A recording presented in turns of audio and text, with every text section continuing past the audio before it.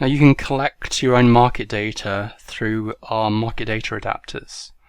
Alternatively, we collect, clean, normalize and host exchange tick data, including trades, quotes and book depth for over 200 global exchanges, including both equities and futures exchanges.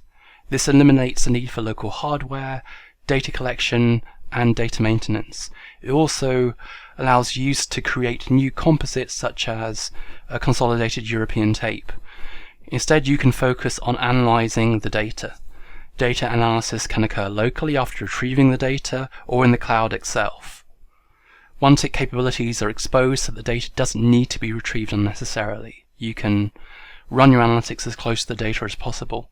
Data can be retrieved via a REST API or via one-tick client APIs in Python, C#, Java, or even SQL through ODC and JDBC.